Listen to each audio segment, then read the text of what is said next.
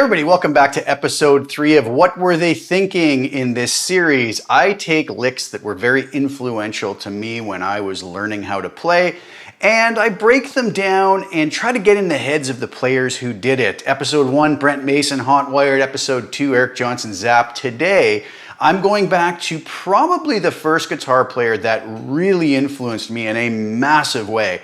I was probably about 11 years old, and I heard Mark Knopfler. And the first thing I heard from him was actually Money for Nothing, but that's not what we're looking at today. After hearing that, it really piqued my interest. I saved up all my allowance money, bought all of the Dire Straits cassettes, and when I got their first self-titled album, I was just knocked off my feet by the guitar playing in Sultans of Swing, especially the last lick right before the fade out. That famous little finger-picked arpeggio pattern that Mark played, that he's got to be considered one of his most signature licks. So we're going to dive right into that, and you just heard me play it before, and we're going to take a look at what he was actually thinking, or at least what I think he was thinking. All right, so what we need to know first, and I'll tell you what happened in all the years I was teaching. I found that a lot of players would just concentrate on the notes that they're playing on the fretboard and not think of how it related back to the underlying chord progression of the song. Whenever I'm teaching any lead guitar parts, I always need to start off by showing what the chord progression was. And in this example, it's going to be even extra important. So what the chord progression is on the outro solo, it starts on a D minor for one measure. It changes over to a B flat major for one measure, and then it moves up to a C major for two measures. So it's a 4-bar cycle, and this is going to make a lot of sense when we see what Mark played on this signature lick that this video is based around. If I was to play these chords kind of in the same feel and rhythm as they're played at the end of Sultans, it would sound something like this.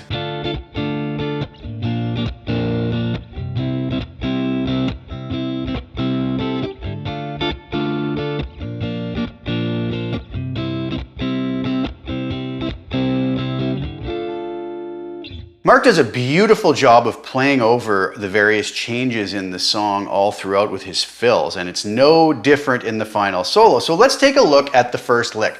Now, what he starts off with, and as you saw me play in the intro, is this.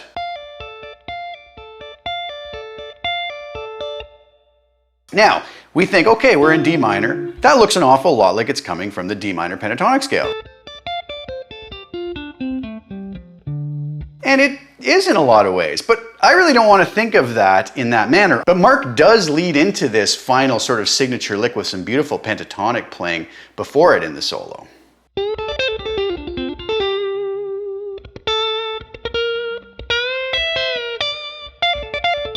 You know, right before it, some beautiful stuff. But what is he actually doing here? If we look at the notes that he's playing A, he's playing D, and he's playing F. That outlines beautifully a D minor arpeggio, just starting on the 5th interval, going to the first or the root, then going to the minor 3rd. So he starts off by going, hitting the minor 3rd interval first, pulling off to the root, going back to the 5th interval before returning to the root. And really, that's the cycle. We just keep doing that. We'll talk about the picking hand in a moment. So he just keeps that going over the D minor chord. Now, what happens next? We switch to a B flat in the rhythm. He simply takes the same two notes he was playing on the high E string, which are the F and the D, but he moves his A up to a B flat. Now guess what he's outlining? A perfect B flat major arpeggio with the notes B flat, D, and F. F being the 5th, B flat being the major 3rd. And he goes along with the exact same series of notes and picking pattern as before. Except he has a little stomp at the end. So if we put those two together, and that allows him to transition to the next chord, which is C. Well, he just takes his B flat pattern that he was just doing, moves it up 2 frets, and now he's outlining a C major arpeggio. This is the simplest concept you could come up with, but Mark does it in such a brilliant way that we almost don't realize the simplicity of it, I guess. And I didn't for many years until I really dove into it and started learning more about theory. You know, a few years after I was 11 years old when I first heard this, 10 or 11, I can't remember. So he follows up with the same pattern, but doubles it because we're going to be on the C major chord for 2 bars. And then he kind of does a pickup, as you'll see on the tab on the screen.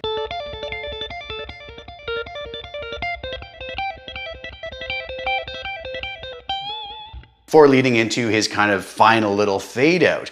That's the whole lick. D minor arpeggio. B flat major arpeggio. C major arpeggio for 2 bars. And repeat.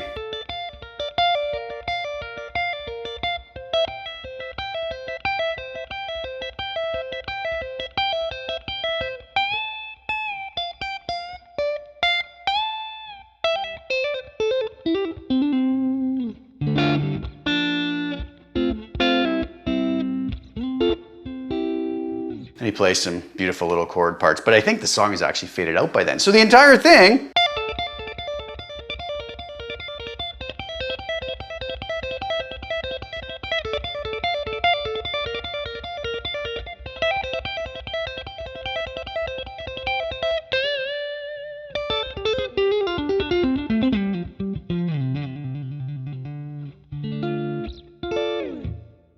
and that is it. Now, that's not the difficult part. The difficult part is how Mark picks it. He's notorious for not using a pick. He plays with fingerstyle. So the way to pick this, if you get it down properly, it actually becomes fairly simple to do.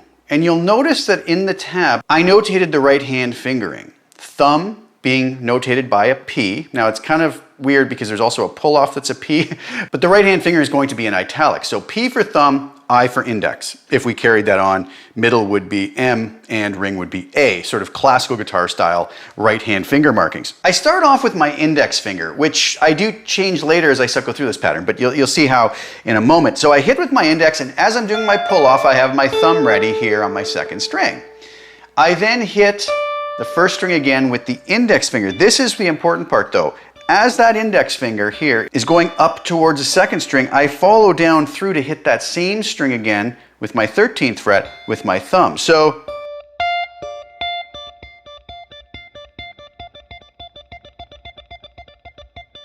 kind of like we would alternate pick with a pick, and having 2 different directions available, sort of up, down. So we would have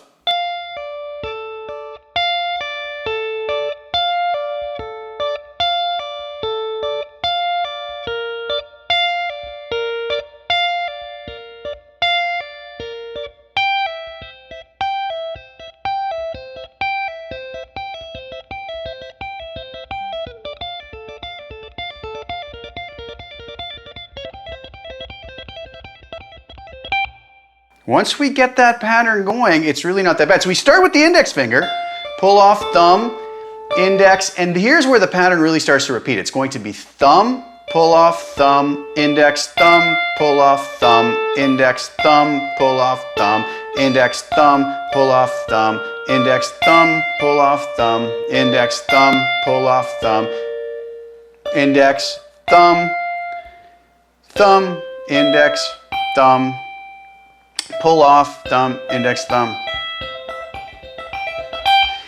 And if you practice that slowly and repetitively, when I started with an index finger, I could start that with the thumb as well, just to keep the pattern totally uniform the whole way through.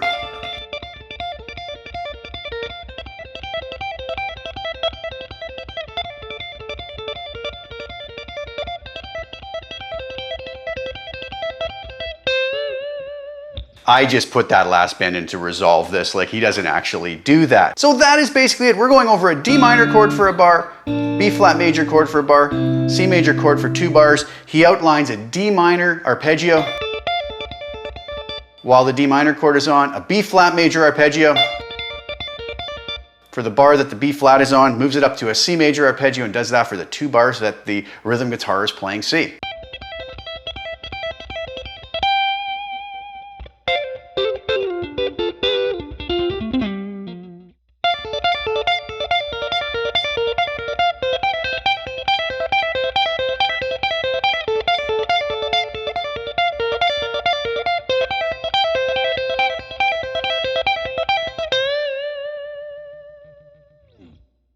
that is what he is doing.